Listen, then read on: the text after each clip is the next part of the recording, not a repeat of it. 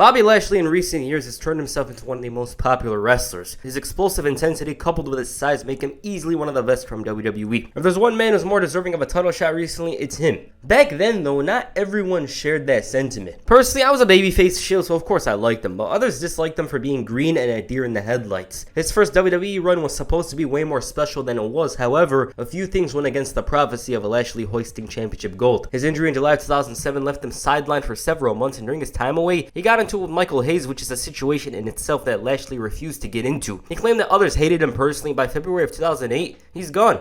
One of WWE's most pushed talent is gone. It's shocking. It was a huge story at the time, and despite this, Lashley believed in himself enough at this point that he pursued a career in MMA. Lashley found minor success in that area, and what I mean by that is the talent he was facing wasn't exactly the most threatening. He did face and beat Bob Sapp, the Pride icon, but this was when he was past his prime. Then around the very same time, he joined TNA and had this bizarre run, feuding with Scott Steiner, and before you knew it, he was gone. It wasn't like he had a bad relationship with the company, it's just Lashley's priorities at the time were towards a successful MMA career. And from my perspective at the time, TNA would sign anybody who was in WWE. Would they seriously pass up the opportunity to sign Lashley later on? A man who was involved in one of the most purchased WrestleManias of all time, main evented with John Cena and was the number 3 guy in the company? TNA would have signed a fan that watched the WWE show if they could have. But with that said, Lashley was very busy over the next couple of years, and from a wrestling standpoint, he kept a low profile.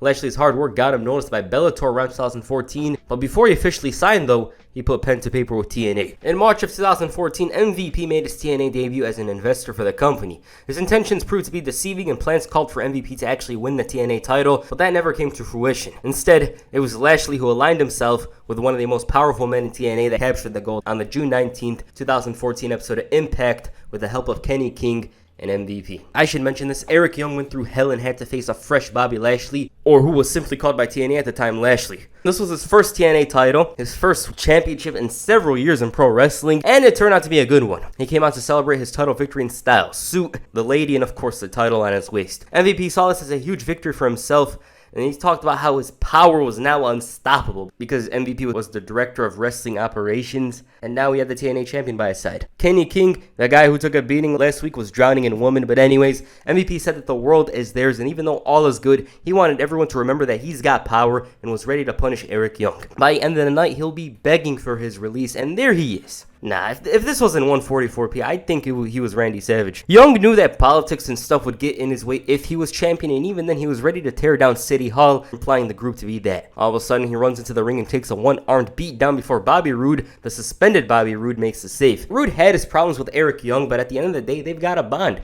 Roode had an issue with MVP's decision-making and was out to protect those that love professional wrestling. Seeing as he was determined to piss off MVP, the director of operations was ready to fire him when the men that represented TNA's board of directors fired MVP, and Roode took this as an opportunity to strike. The trio were fuming with MVP showing the most emotions. His replacement ended up being Kurt Angle, and that's a story that intensified over the next couple of months. Upon seeing this news, the heels came out and MVP was anything but happy. Man was at a loss of words and then called Angle a snitch for his actions in the past. Hell, even asked if his demons were in check and told him that these demons themselves are going to be his biggest problems. Damn, this guy knew how to talk.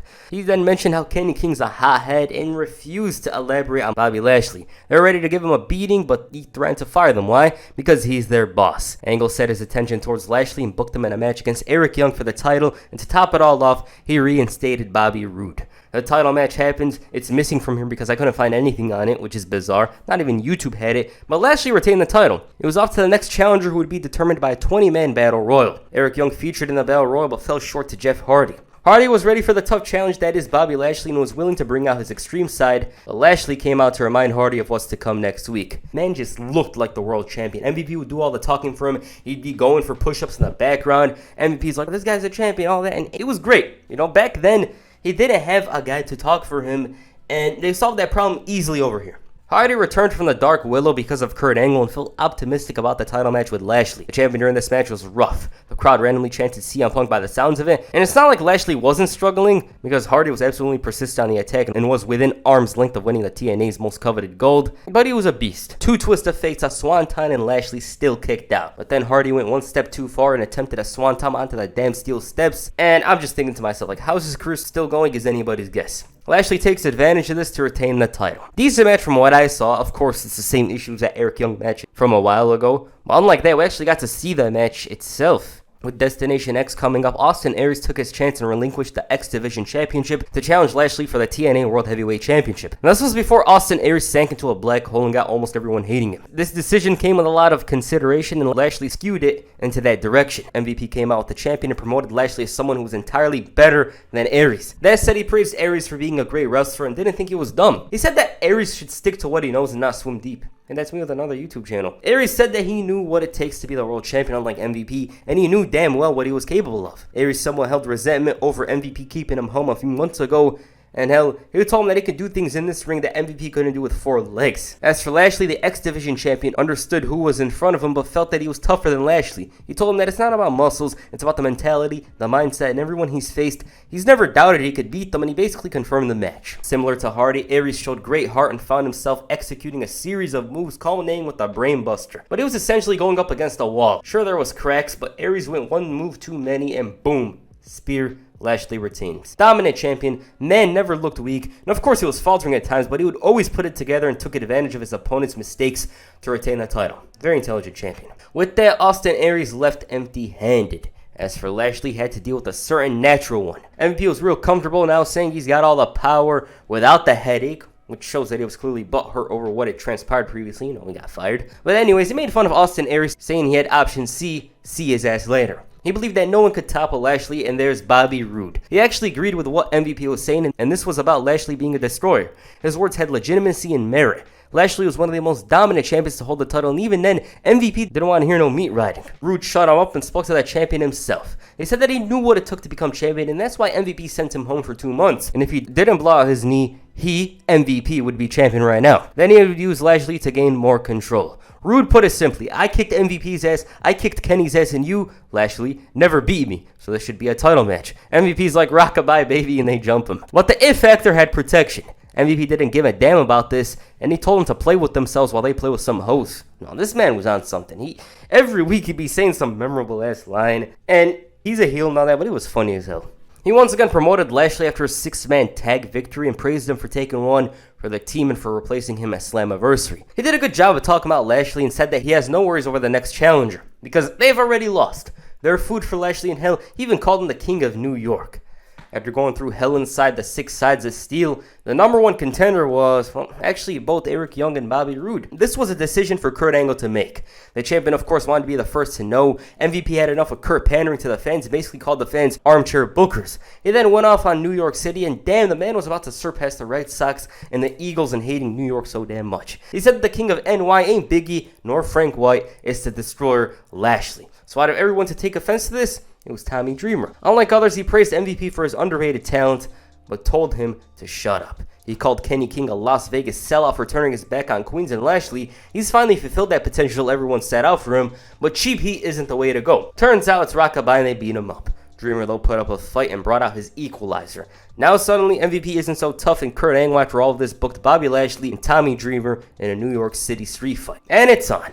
Lashley threw him around like trash, and even though Dreamer integrated into his environment, found form, and the same way as he usually did, with Lashley's arm raised. Meanwhile, the number 1 contenders match was to determine who challenges Lashley for the gold, with the match set for the main event. Lashley in other places had his dominant status put to the test. Why? Because MVP's mouth got Samoa Joe to come out. Joe was more than impressed with MVP being a hype man, and he knew how tough Lashley was, but MVP calling him the toughest in the city offended him. Joe straight up told Lashley that he ain't even the toughest man in the ring and wanted to face the champion.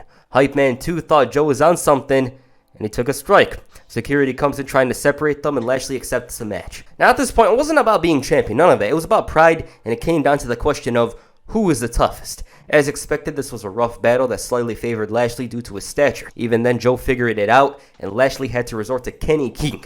He gets dropped, but Joe is unable to keep up with the Destroyer. They were really booking him well here. I'll get into that later. Bobby Roode managed to win the title shot, making this match official for no surrender. He showed great respect to Eric Young for putting on a hell of a fight, and this also proved to him that he was ready to be on top of TNA once again. Of course, this trio didn't let him continue talking, because talking is reserved for MVP. He shot down all of Roode's claims and told him that the best he could hope for is a short hospital stay. The number one contender saw fear and doubt in MVP's eyes, but for Lashley, he saw nothing. Even though Lashley could beat him, Bobby Roode believed he could do it as well. His desire for championship glory was going to lead him to beating Lashley, and MVP couldn't do anything about it. Well, he was wrong. He didn't take a beating for long though, as Eric Young and Samoa Joe made the save, and it's a 6-man tag. Usually when Lashley and Cole featured in a tag team match, it ends the same way it does, with the heel standing tall.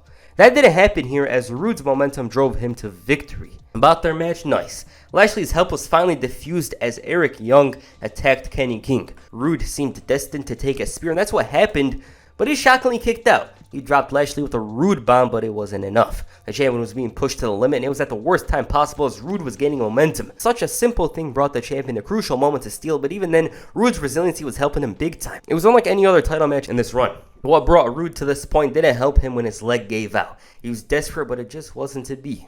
Yeah, this is my favorite match in the video. Bobby Roode had so much confidence in himself. He proved that he had what it takes, and unlike the others, it didn't come down to a single mistake, because even when Roode was making mistakes, he'd fix it by hitting a spine buster or something. Rather, it was his leg that gave out. Even then, Roode was more than disappointed. The way he was talking, it's like he lost in a minute or something. He addressed this loss on the October 1st, 2014 episode of Impact. Roode had great praise for his iconic TNA title run, but felt that you're as good as your last match. He then called for Lashley to come out. Roode called Lashley the most dominant champion TNA ever had, and instead of being all aggressive, he was calm.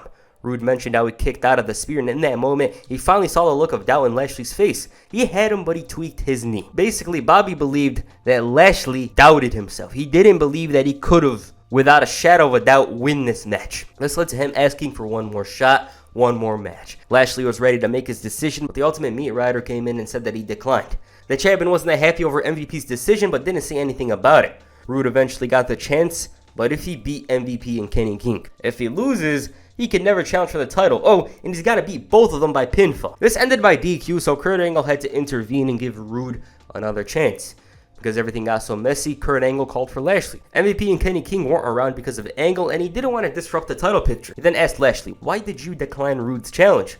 The champion said because he already had a shot. Hell, he even asked if Angle wanted a shot. Angle admitted that he's eventually going to fight Lashley, but not today. Instead, the next challenger was to be determined by a fatal four-way match. Eric Young, Jeff Hardy, Austin Aries, and Bobby Roode. Lashley was anything but happy about this, and MVP wasn't around to stick for him. Bobby Roode ended up being the number one contender, and he was congratulated by the other three. Next week, though, MVP was here, and already he was complaining about Kurt Angle not giving him a proper introduction. The reason why he was here was for Lashley's best interests. But he shut him up. Roode admitted that he lost, but for the first time in his career, Lashley's going to defend the title with doubt. Other than family, the only thing he loves is professional wrestling. Lashley, though, does he care about professional wrestling or MMA more? What is it? Sure, Lashley might be bigger, faster, and stronger, but when the bell rings, he, Roode, is going to fight with heart, passion, and determination to take the TNA Championship and put it on his waist. Yeah, sure, MVP calls him the Destroyer, but he's held the champion down. Next week, he's going to prove to the entire world that Lashley isn't a destroyer, he's just a man, and the meat riding begins. He's not a man, he's not a machine. MVP simply claimed that he points to the ring and Lashley does the rest. And anyone he faces, it's a foregone conclusion. He destroys them. Kurt Angle told MVP and King that they're barred from ringside and that this match needs a special referee. MVP talked the talk and thought that Eric Young was going to be the referee, but Kurt told him that he had it wrong, as he's going to be the special referee. MVP turned down the match, but Lashley signed, and it was because of pride, you know. Otherwise, turning this down, he's essentially a coward. Once again, these two had a decent match. Angle as the ref meant drama, and that's exactly what happened. Lashley was bending the rules eventually because Roode was unlike any other challenger. He brought him to the point where he was cheating to win, and even then, that didn't work because Angle was too slow making the count because he got knocked down earlier. Lashley was doing the most, but it came down to a SummerSlam 92-esque finish where his shoulders were down on the mat for the 3 count. Amazing moment for Roode. He was very deserving of being the one to beat Lashley. They told an amazing story for the past month and a half, with Roode being the closest one to beat him, but coming up short and trying to convince him that he deserves a rematch because Lashley might doubt the fact that he could truly beat Roode himself. Good match, but their previous match was way better. I like the previous match even more. It was much, much better than this one. That said, new champion, Lashley looked great even though he lost. Alright, so that's the title reign. The booking of Bobby Lashley here was way, way better than WWE's. TNA knew what they had here, shockingly, and actually fulfilled the true potential of him. You know, he's the destroyer. He had great matches with Jeff Hardy, Austin Aries, Eric Young, and of course Bobby Roode. He didn't speak, which is the best for him. They hid that weakness and brought MVP in to talk for him, which was great. MVP's promos were amazing here. He's saying some random hilarious stuff, which always made me laugh. He was funny. I apologize for this video. It's a bit weird. I couldn't really do much about it because there's not that many TNA clips on the internet. Luckily though, for Bobby Lashley's second run, they have every episode on Impact Plus, so that should be nice. But yeah, this was a great run. Lashley was one of the most dominant champions TNA ever had, and he was only going to get more dominant as time went on. So yeah. Alright, what did you guys think of Bobby Lashley's title run? Please comment down below, and that's it for this video. Make sure you hit the Roode bomb on the like button, or perhaps the spear on the subscribe button. Peace, I'm out.